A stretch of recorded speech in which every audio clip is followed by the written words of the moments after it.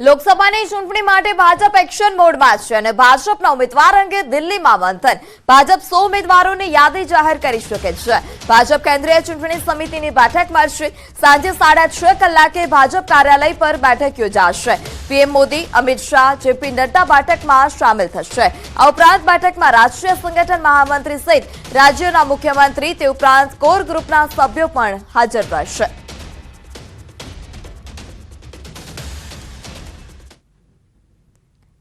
કૃષિ મંત્રી રાઘવજી પટેલને હોસ્પિટલમાંથી રજા આપી દેવામાં આવી. રાજકોટની સિનર્જી હોસ્પિટલમાંથી રજા આપવામાં આવી. રાઘવજી સ્વસ્થ થતા હોસ્પિટલમાંથી તેઓને રજા આપવામાં આવી છે. બ્રેન સ્ટ્રોક આવતા 11મીએ તેઓને દાખલ કરવામાં આવ્યા હતા.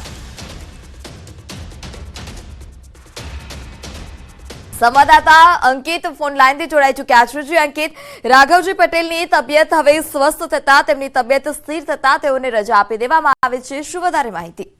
ચોક્કસ પૃથા, ખાસ કરીને વાત કરવામાં આવે તો રાજ્યના કૃષિ મંત્રી રાઘવજી પટેલને લઈને ખૂબ જ સારા સમાચાર છે. તે રાજકોટ ખાતેથી સામે આવ્યા છે. રાજકોટ શહેરની જે સિનર્જી હોસ્પિટલ છે કે જ્યાં 11મી ફેબ્રુઆરીના રોજ રાજ્યના કૃષિ મંત્રી રાઘવજી પટેલને બ્રેન સ્ટ્રોક આવતા તેમને દાખલ કરવામાં આવ્યા હતા. પ્રાથમિક સારવાર તેમને જામનગર ખાતે આપવામાં આવી હતી અને ત્યારબાદ વધુ સારવાર અર્થે તેમને રાજકોટ શહેરની સિનર્જી હોસ્પિટલ ખાતે રિફર કરવામાં આવ્યા હતા. ગત સપ્તાહે જ કેન્દ્રીય આરોગ્ય મંત્રી મનસુખ માંડવિયાએ પણ સિનર્જી હોસ્પિટલ ખાતે તેમની તબિયત તેમજ ખબર અંતર છે તે પૂછ્યા હતા. સાથોસાથ ડોક્ટરો પાસેથી રાઘવજીભાઈની તબિયતને લઈને પણ ખબર અંતર છે પૂછ્યા હતા. સાથોસાથ ચર્ચા પણ કરી હતી ને ત્યારે આજરોજ રાજકોટ શહેરની સિનર્જી હોસ્પિટલ ખાતેથી રાઘવજી પટેલ છે કે જેમની તબિયત સ્વસ્થ થતા તેમને રજા આપવામાં આવી છે. જી અંકિત, સમગ્ર માહિતી બદલ આભાર. રાજ્યમાં વિવિધ ઇજનેરી સરકારી કોલેજોમાં જગ્યા ખાલી છે. વર્ગ 1, 2 અને 3 માં અંદાજે 60% જગ્યાઓ ખાલી છે. ગૃહમાં પૂછાયેલા સવાલ પર સરકારનો જવાબ. વર્ગ 1 ની કુલ 534 જગ્યા માટે 316 જગ્યા ખાલી છે. વર્ગ 2 ની 1469 જગ્યાઓ માટે 193 જગ્યાઓ ખાલી છે. જ્યારે વર્ગ 3 ની 475 જગ્યાઓ સામે 300 જગ્યાઓ ખાલી છે. વર્ગ 4 ની મંજૂર જગ્યાઓ પૈકી 260 માંથી 201 જગ્યા ખાલી છે. વહીવટી કારણસર જગ્યા ખાલી હોવાનું રાજ્ય સરકારનો સ્વીકાર છે. રાજ્યમાં હાલ કુલ 16 સરકારી ઇજનેરી કોલેજ કાર્યરત છે.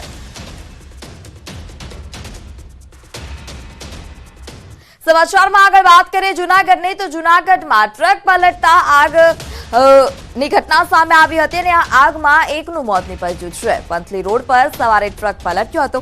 ટ્રક પલટી જતા આગ લાગી હતી અને તેમાં ચાલકનું મોત નીપજ્યું. કોલસા ભરેલા ટ્રકમાં આગ લાગી હતી. રાજસ્થાન પાસિંગની ટ્રકમાં આગની ઘટના સામે આવે છે. ટ્રક પલટી મારતા જે કોલસા ભરેલી ટ્રક હતી તેમાં આગ ભભૂકી ઉઠી હતી. વંથલી રોડ પરની આ ઘટના છે કે જ્યાં સવારે ટ્રક પલટી મારી હતી અને જે ચાલક હતો, ટ્રક ચાલક હતો, ડ્રાઈવર હતો, તેનું મોત નીપજ્યું.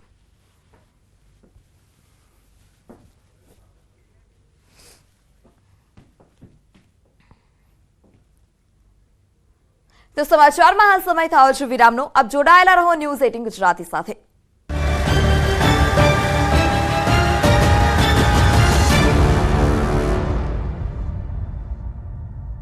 નેક્સ્ટ સ્ટોપ, દરિયાઈ સીમામાંથી નશાના કારોબારનો પર્દાફાશ. અત્યાર સુધીનો સૌથી મોટો ડ્રગ્સનો જથ્થો પકડાયો.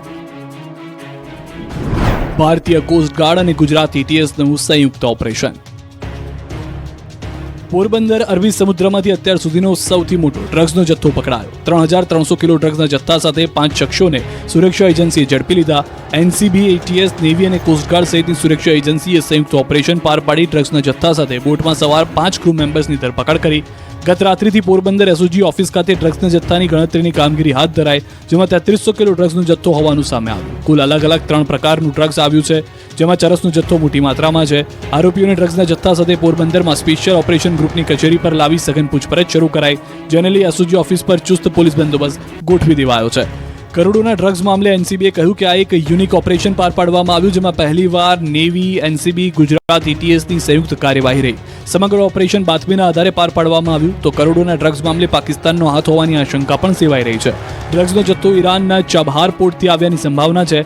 ટ્રક સાથે 5 વિદેશી નાગરિકોની અટકાયત કરાઈ છે, જેઓની પાસેથી 4 મોબાઈલ જપ્ત કરવામાં આવ્યા છે. ઝડપાયેલા ડ્રગ્સની કિંમત અંદાજે 1200 થી 1300 કરોડ હોવાની શક્યતા.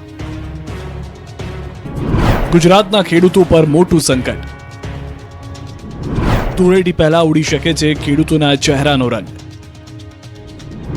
માર્ચની શરૂઆતમાં જ માવઠું ત્રાટકશે. અમદાવાદ સહિત રાજ્યના વિવિધ વિસ્તારોમાં છેલ્લા કેટલાક દિવસોથી સંકટના વાદળો ઘેરાયેલા જોવા મળી રહ્યા છે.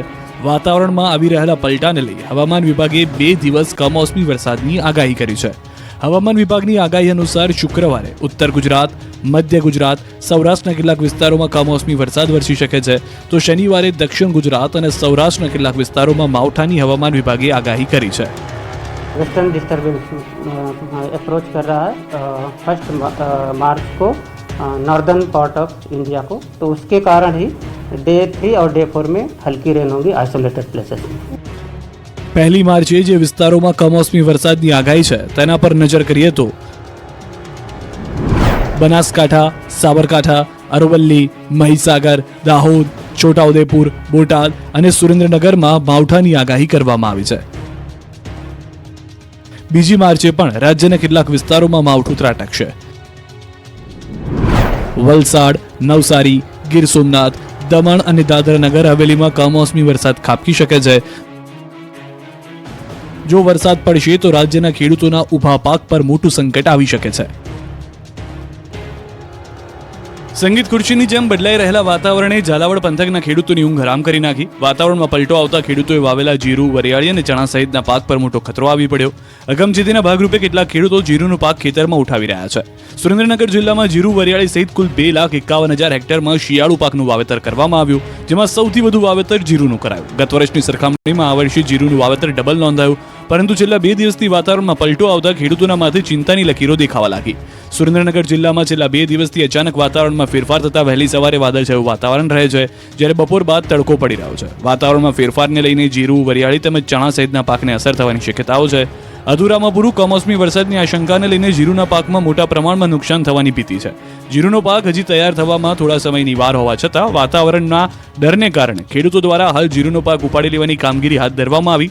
જીરુનો પાક ઉપરાંત વરિયાળી, ચણા તેમજ ઘઉં સહિતના પાકમાં પણ ઓછું ઉત્પાદન થાય એવી ખેડૂતોમાં ચિંતા વ્યાપી છે. લીંબડી અમદાવાદ હાઈવે પર તેલ ભરેલા ટેન્કરનો અકસ્માત થતા તેલની નદીઓ વહેતી થઈ ગઈ. જે અંગેની જાણ થતાં લોકો ડોલ, ડબલા સહિતના વાસણો લઈને તેલ ભરવા માટે ઉમટી પડ્યા. લોકો હાઈવે પર ઢોળાયેલું તેલ ભરવા પડાપડી કરતા નજરે પડ્યા, જેનો એક વિડીયો ખૂબ જ વાયરલ થયો છે. ઉલ્લેખનીય છે કે લીંબડી અમદાવાદ હાઈવે પર અવારનવાર પૂર ઝડપે દોડતા તેલના ટેન્કરો પલટી ખાઈ જવાના બનાવો બનતા હોય છે. આવી જ એક ઘટના આજે સુરેન્દ્રનગર નજીક જોવા મળી હતી, જેમાં હાઈવે પર તેલ ભરેલું ટેન્કર અકસ્માતે પલટી ખાઈ જતા તેલની નદીઓ વહેતી થઈ. જે અંગેની જાણ થતાં લોકો ડોલ, ડબલા સહિતના વાસણો લઈને તેલ ભરવા માટે ઉમટી પડ્યા. અકસ્માતની આ ઘટનામાં ચાલક ઇજાગ્રસ્ત થતા તેને તાત્કાલિક અસરથી નજીકના દવાખાને સારવાર અર્થે ખસેડવામાં આવ્યો. બનાવને પગલે હાઈવે પર ટ્રાફિક જામના દ્રશ્યો જોવા મળ્યા.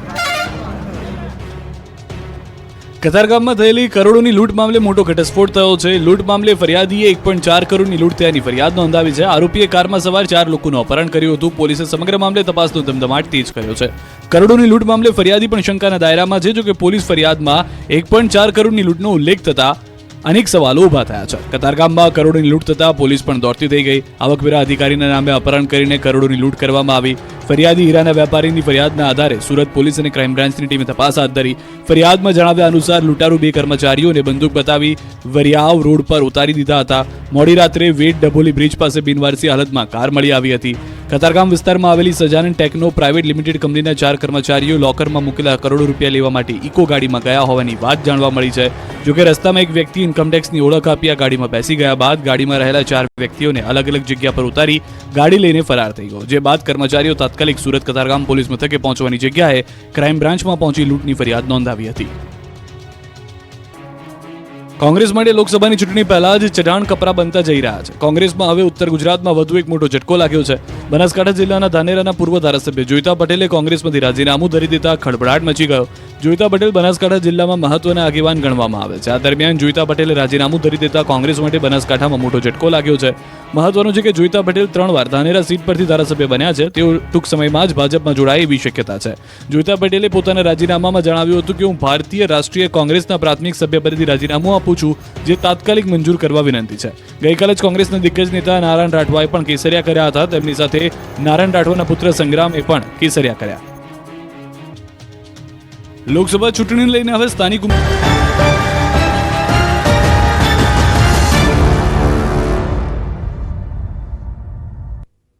Welcome back. વિધાનસભાના વર્ષ 2024-25ના બજેટમાં ઇન્ફ્રાસ્ટ્રક્ચર પર ભાર મુકાયો.